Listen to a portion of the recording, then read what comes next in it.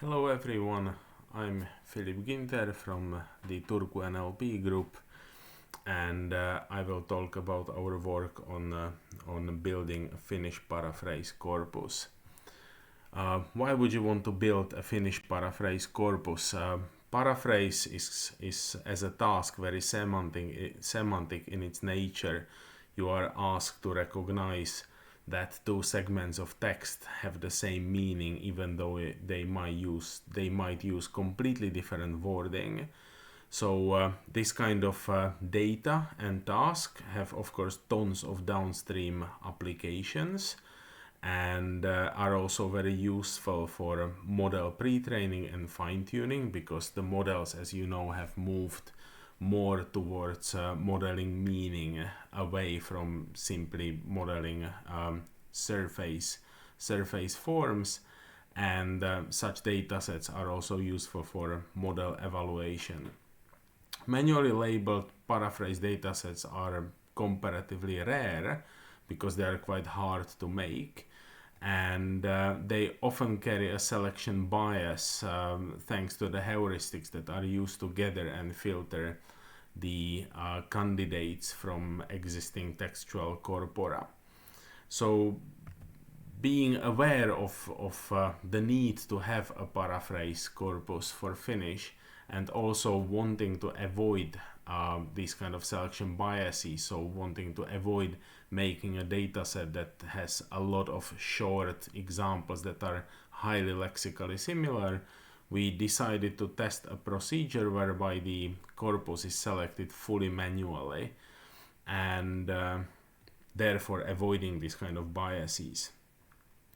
And so testing this is one of our contributions, and then sort of the test worked out, so we have the corpus, and that is another contribution. We wanted to have a corpus that's sufficiently large for model training, so we are talking about some dozens of thousands of examples. If you want to do this kind of work manually, you need text source that's quite rich in paraphrases. In this work we have used two. Mostly we actually relied on alternative subtitles from open subtitles, and then we also have part of the data is sourced from news that report on the same event. So I would expect that these have a high proportion of paraphrases. The open subtitles data has this sort of property that many movies and TV series are translated independently by two different translators, and then you have this kind of ideal paraphrase data, because there is the same underlying source, usually an English movie or English speaking movie, and then you have two separate translations that are made independent of each other. For that we had about 3,000 movies or TV show episodes to work with. The news headings that we used were gathered from public RSS feeds of Finnish news companies, and basically what we were looking for were pairs of news that were extremely similar to each other and published around the same time, so we could be reasonably sure that they report on the same event, but their headings differed. So we thought that, okay, maybe the headings are actually paraphrased, so that would be candidates that the annotators would then look at. So these are our two data sources.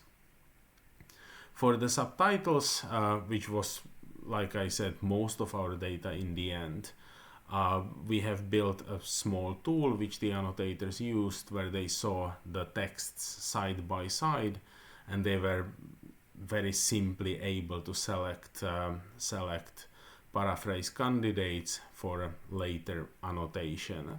So they actually literally read these movies.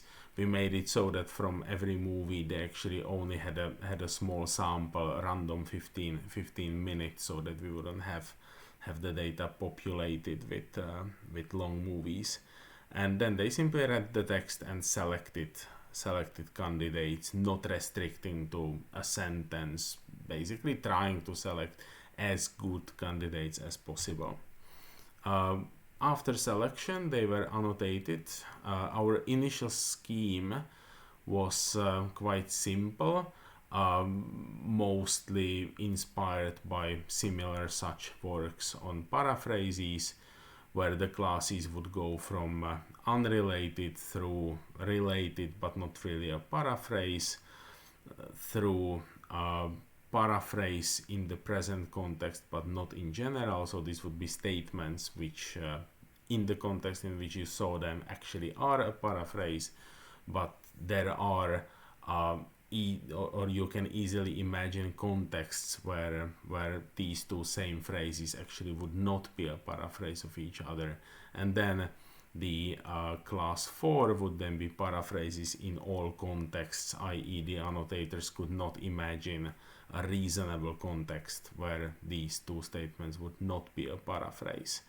Very soon we realized that most of the data actually falls into the category 3, and there are very many reasons why a candidate pair would not be classified as 4 but 3. So we wanted to subcategorize these reasons in a more detailed manner. So we came up with these additional flags that can be applied to the category 4. There are directionality flags. I will show an example soon, which means that the relation really holds only in one direction.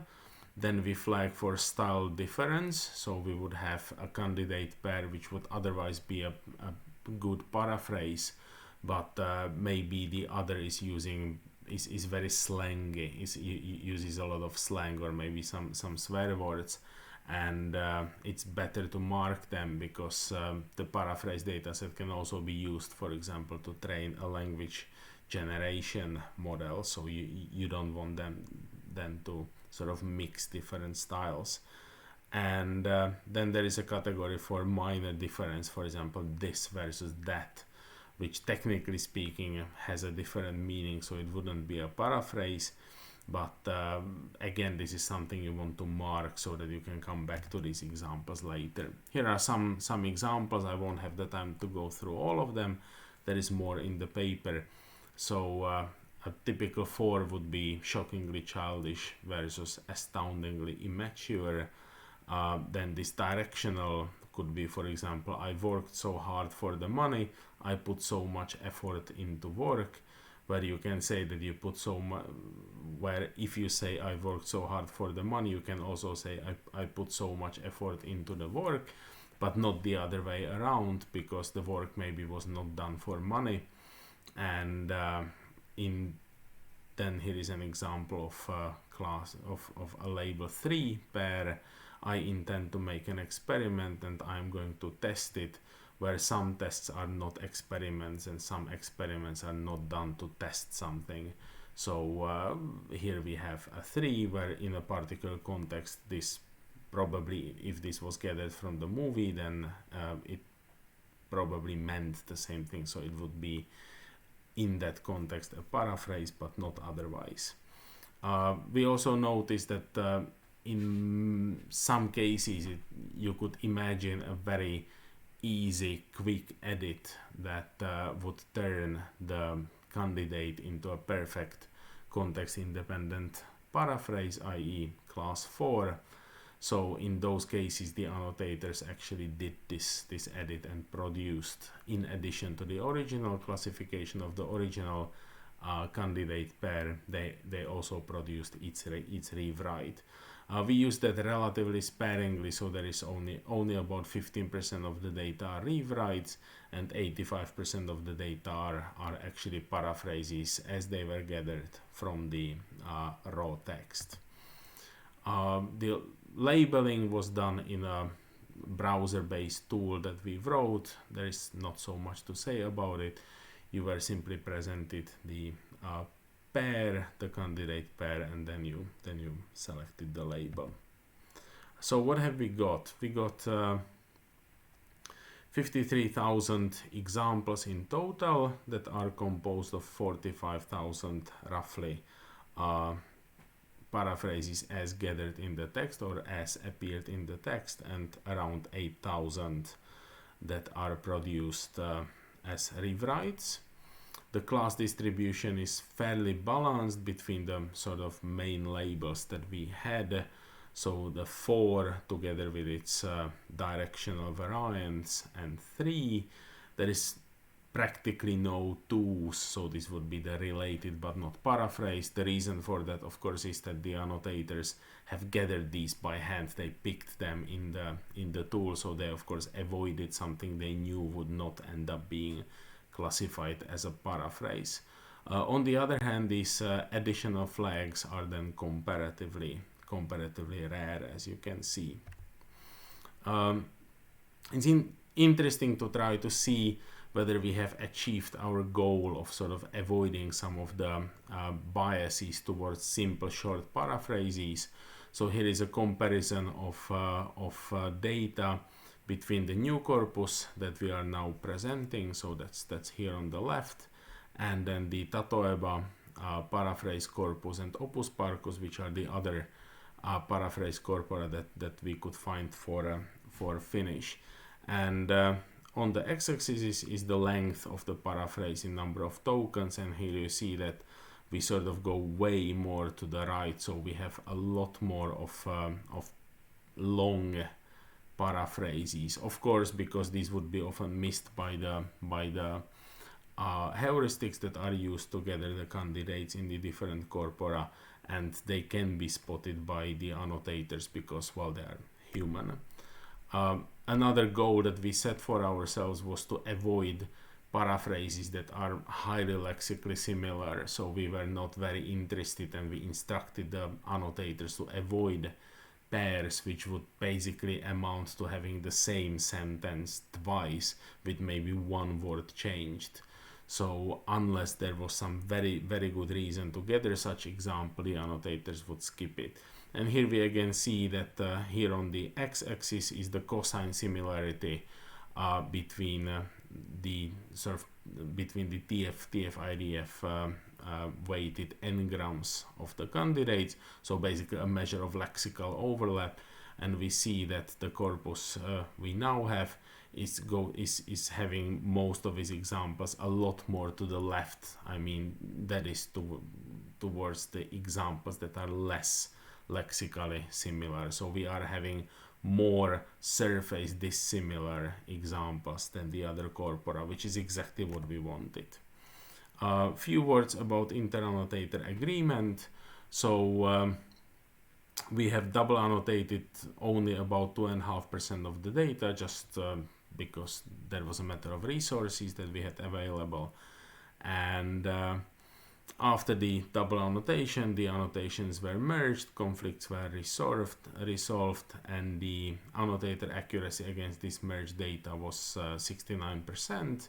If you sort of disregard the rare additional tags, that goes to 73%, and the kappas were 62 and 41 depending how you measure.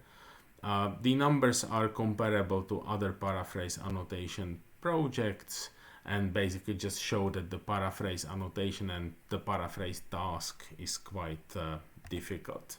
We also made simple baseline classifier. There is not much fancy in it. You simply feed the texts into the Finnish BERT model, and then you predict the labels out of it. In here we see the maturity baseline is 34%, and the accuracy we get is about 54, which is of course not great as a number, but it shows that the data set is hard, and that's kind of what we really wanted. We wanted to have a data set that is having these lexically dissimilar, fairly long, quite complicated paraphrases, so that we do not end up having too simple data. I think we would have been a little bit disappointed if this number was immediately something like 80 or 90, because some of the paraphrase pairs are actually difficult. They do require you to think and know quite a lot about the world. So in conclusion, we have made the first entirely manually annotated paraphrase corpus for Finnish. We got over 50,000 pairs from 2 sources. The annotation is under an open license, and the data is released. Acknowledgements, the most important goes to European Language Grid that funded the annotation, and we have also gotten a lot of help from Jörg Tiedemann and Sampo Pyysalo. And the work has not stopped, so we continued also in the spring, and we have reached a goal we had of 100,000 pairs that are about to be released before the summer. Thank you.